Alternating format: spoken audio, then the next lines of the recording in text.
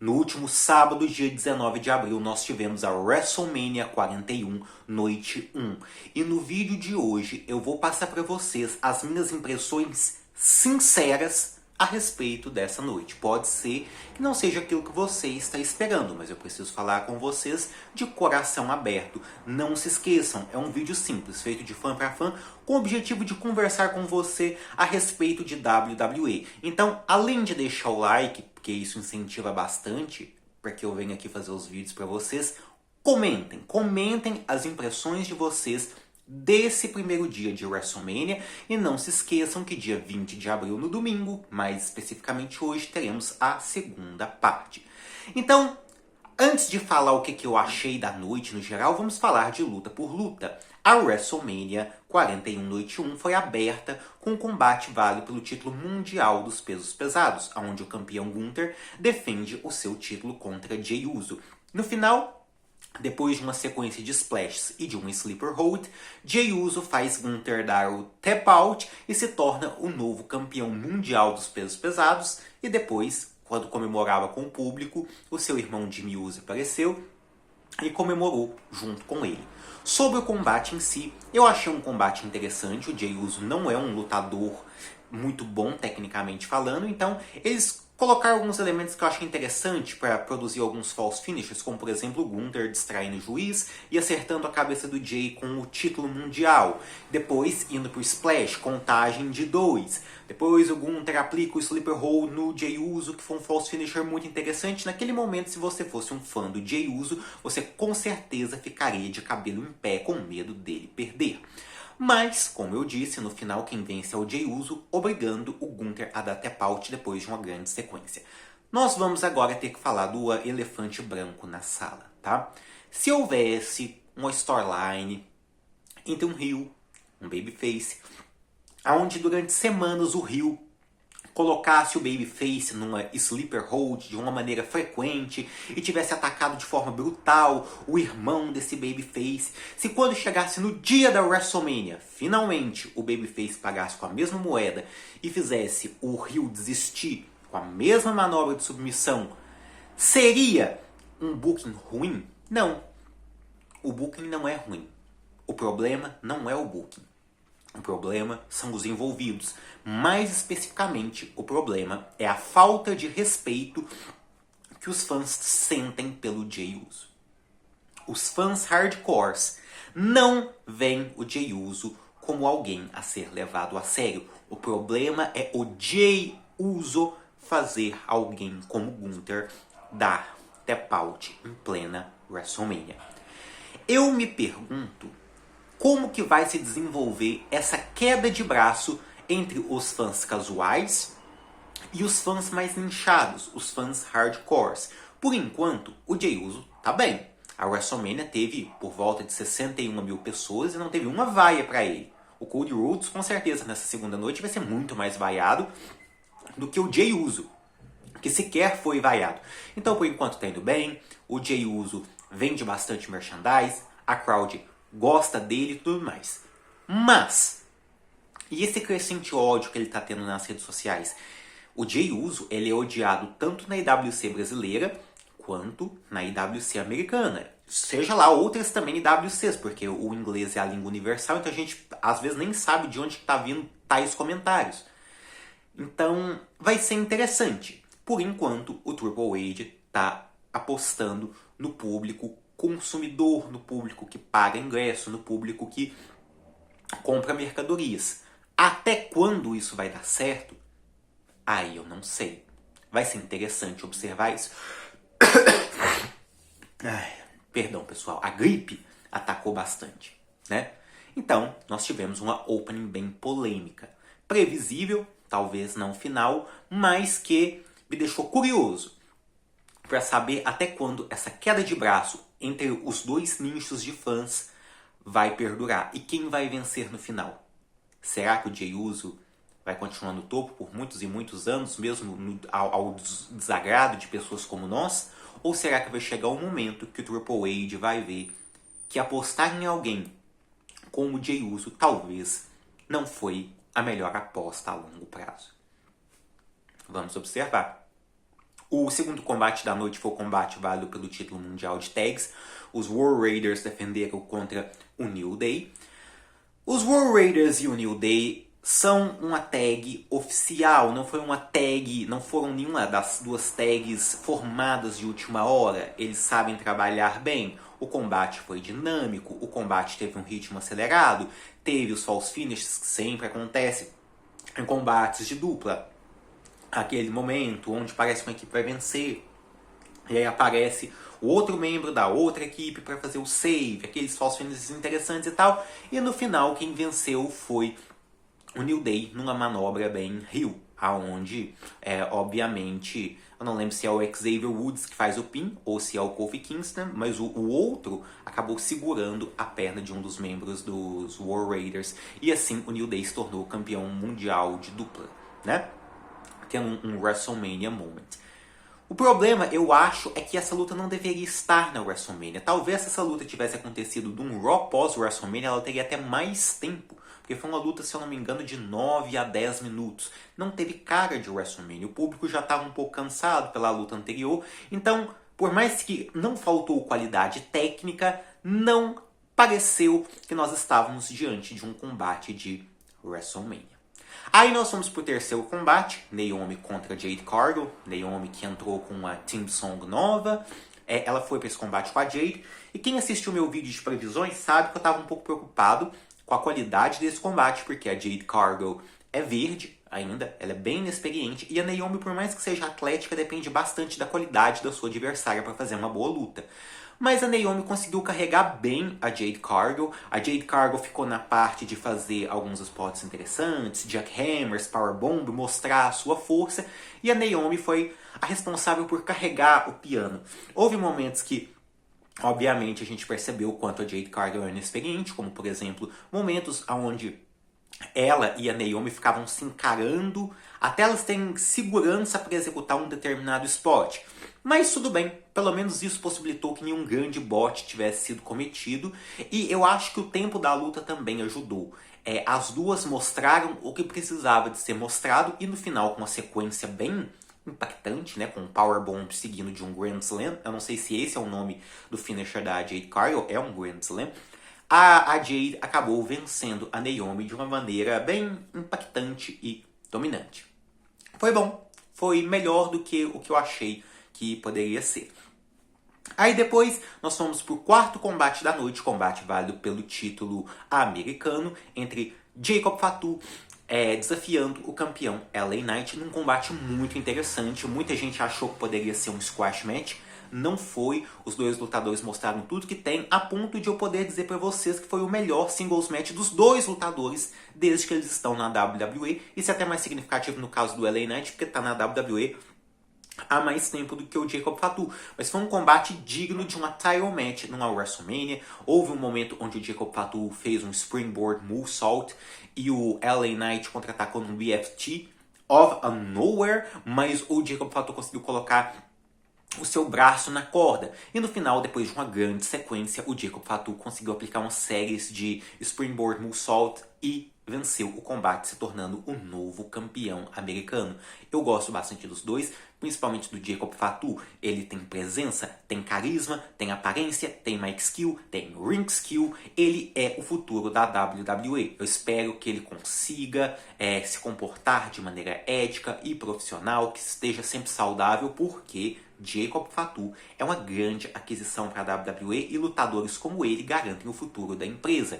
Vamos ver o que se segue para o Jacob Fatu agora que ele é campeão americano. Pela primeira vez, uma espécie de bloodline, se assim podemos dizer, isso aí que o Solo Sikoa tem junto com o Tama Tonga, Tonga Loa, Jacob Fatu, tem um título de mid-card. Já tiveram títulos mundiais e já tiveram títulos de dupla. Vamos ver como é que vai funcionar essa questão agora do título americano.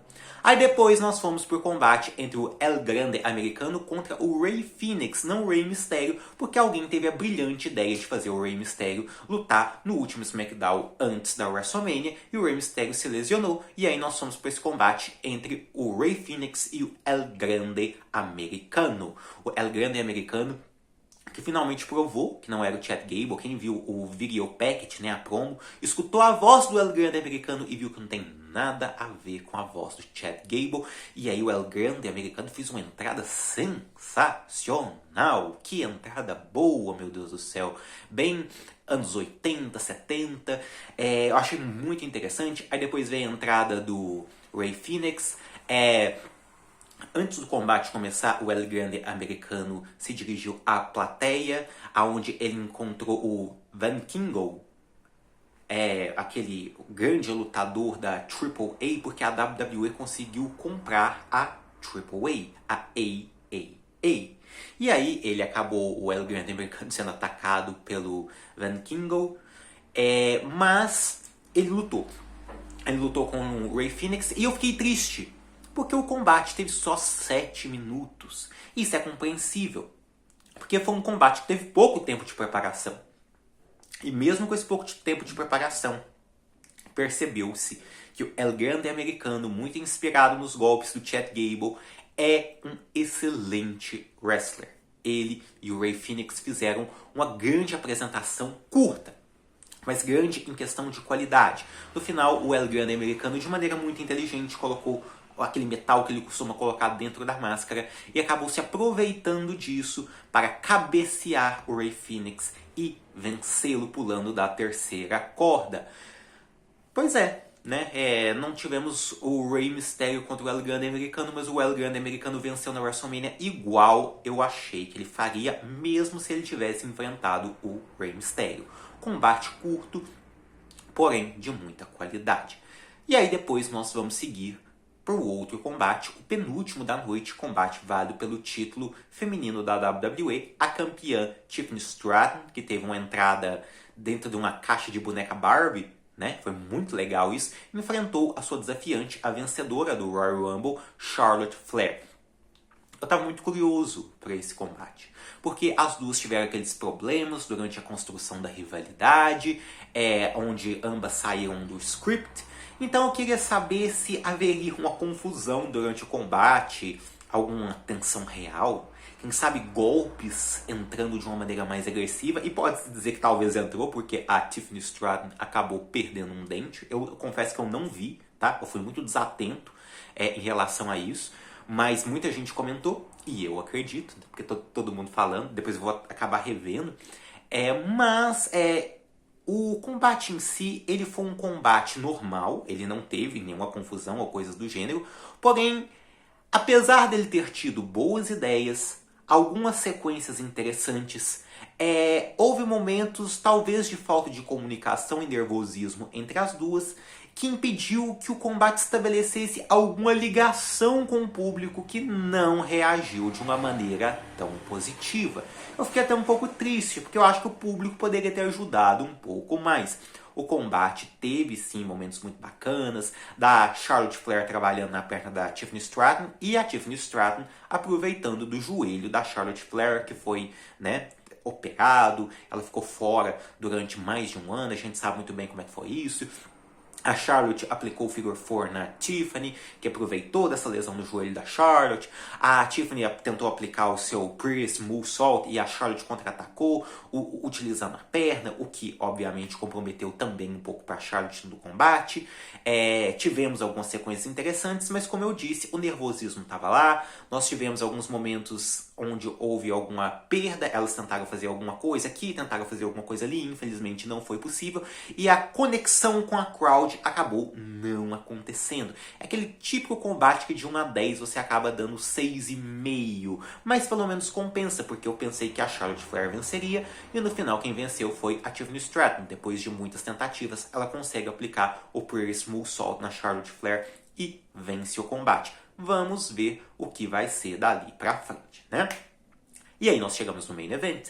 O combate entre Seth Rollins, Roman Reigns e CM Punk, todos tiveram alguma entrada Todos tiveram uma entrada especial, por assim dizer, mas especial o CM Punk, que teve primeiro uma video package do This Fire Burns, né? O video package que fez uma retrospectiva da carreira dele com essa lendária team song que ele teve até o Money in the Bank de 2011, e depois ele entra com a sua team song sendo tocada e cantada ao vivo pela banda Living Colour, a música Cult of Personality. O CM Punk aparece com Paul Heyman, a lá 2012-2013, tem aquele momento It's Clobberin' Time, onde o Paul Heyman oferece o relógio para o CM Punk. Foi uma entrada muito emocionante, eu gostei bastante do que vi, e eles foram por essa Triple Threat Match.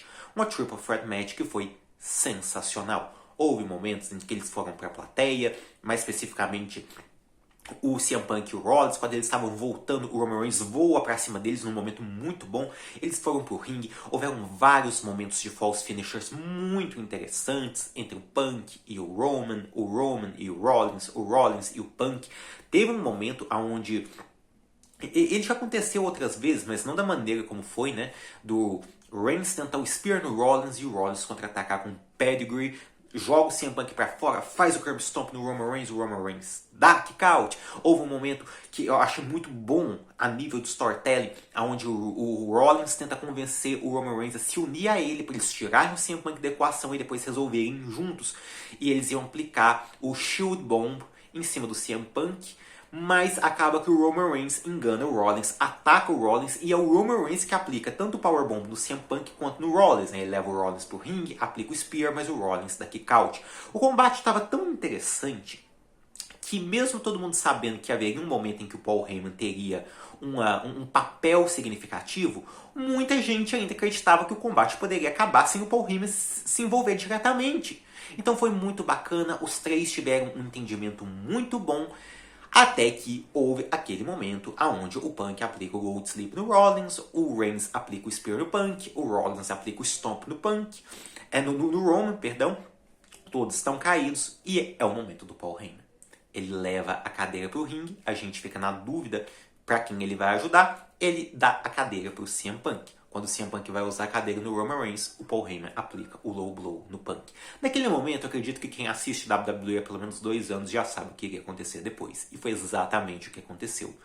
Quando o Paul Heyman mostra o Roman Reigns que o Rollins está de costas e oferece a cadeira para o Roman Reigns acertar as costas do Rollins, o Paul Heyman também trai o Roman Reigns e o Seth Rollins aproveita, dá aquela famosa cadeirada do Shield nas costas do Roman Reigns, aplica o Stomp que faz o pin no próprio Roman Reigns. Seth Rollins vence. Olha, de início eu era contra a ideia do Heyman e o Rollins se unirem, não do Heyman custar o combate ao Punk e o Reigns e o Rollins ganhar, a eles se unirem. Mas o Rollins fez uma promo muito interessante pro Paul Heyman nesse Road to WrestleMania, onde ele explica momentos onde, tanto quando o Punk e o Reigns abandonaram o Heyman. E eu achei isso muito interessante. As pessoas ficavam focando apenas no fato do Seth Rollins exigir um favor ao Heyman por não ter dado um stomp nele, mas muita gente esqueceu dessa promo que veio antes. E não só isso. Isso talvez não seja uma conclusão do que nós vimos, mas pode ser o início de uma coisa muito maior. Muita gente agora acredita que o Rollins e o Heyman vão se unir ao The Rock, e tudo isso que aconteceu na noite 1 pode ser o início de construção de algo que vai continuar no Main Event da noite 2. E uma nova Authority, por exemplo, pode se desenrolar de tudo isso que a gente viu. Mas isso é o futuro. O que aconteceu até então, apesar de ter sido previsível, está longe de significar que foi algo negativo.